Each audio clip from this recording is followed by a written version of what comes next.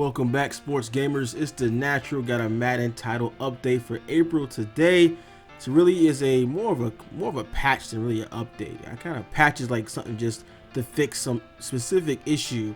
You know, an update can contain various things, like sometimes they update the playbooks and, you know, add new features and all. This is basically really just a patch because they're really just fixing the issue with nickel 245 odd, where people were actually able to run that odd bench blitz 3 and just hit the quarterback in the backfield before you hand the ball off, and it stopped a lot of the overpowered runs that are in the game this year. And we all know how OP the run is in this year's game, so people were using that to shut down. And I know some players were competitive guys were kind of pissed off about it because they were using that to stop the run, and it's kind of, they got their tournaments stuff going on, so they hate when things get updated right before a tournament, like it did in the last one. So to fix that issue with that defenders coming in block of the nickel 245 bench. Also additional issue with nasty streak superstar ability being used on players out of position, and that was the case where people were taking, it's offensive lineman ability, and they were taking and moving them to like tight end, and they were just basically pancaking their way down the field, because a lot of times people were able to stop the run because everyone knows tight ends are the worst blocker on the line pretty much all the time. So if you get a lineman there and they then give them ability like nasty streak, you can actually get outside on stretch runs and those outside runs even more effectively, and even furthering making the run even more overpowered than it already is. So they're just trying to limit that. So that's pretty much all for this update. The last one that dropped, the last title update, I didn't even cover. It was so small. It was an issue, an I-form tight that allowed the offense to disrupt defensive alignment by sending receiver in motion and then flipping the play. I actually got hit with this in a league that I was in, and the commissioner was kind of pissed off. I showed it and everything.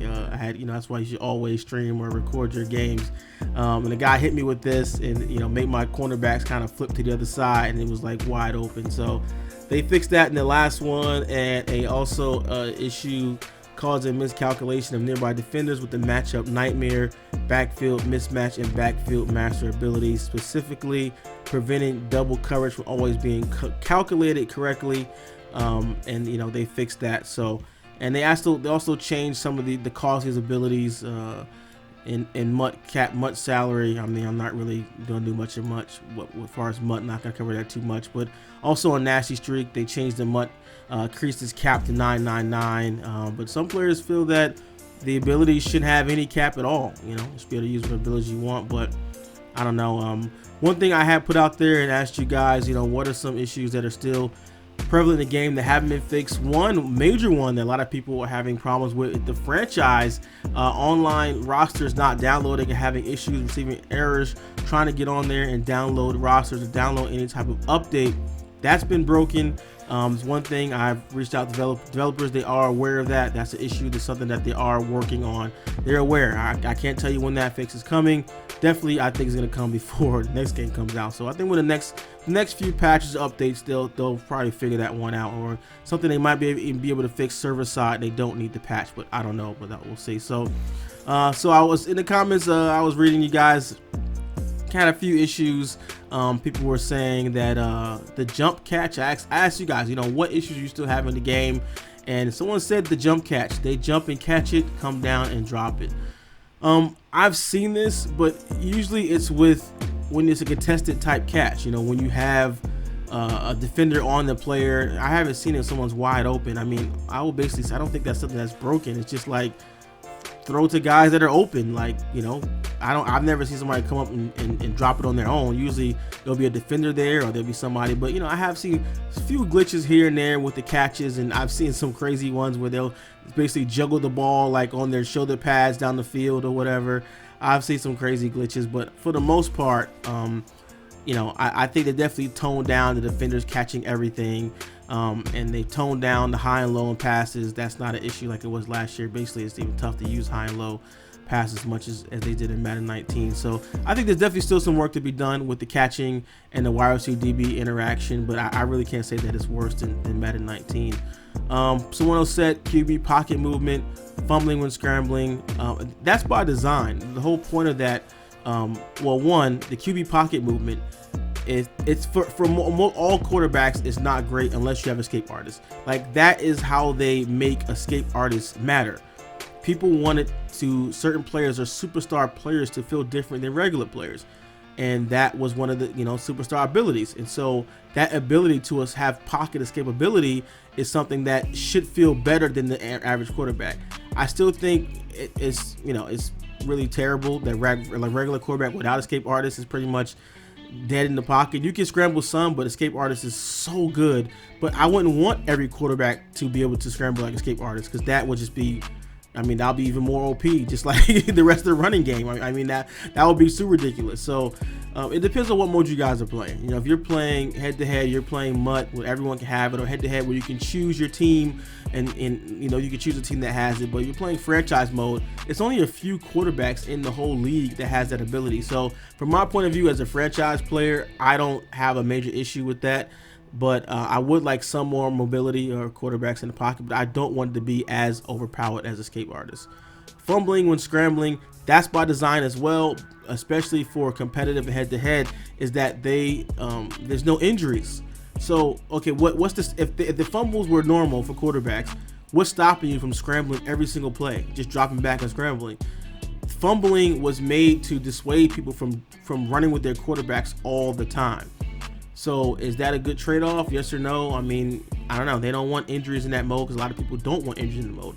A lot of things people don't want and then complain about the result of it.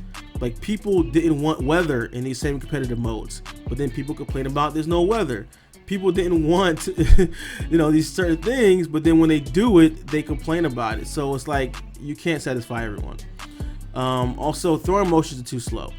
People wanted more specific throwing motions for quarterbacks. They wanted some throwing motions to be different than others, like Aaron Rodgers. There's different throwing motions.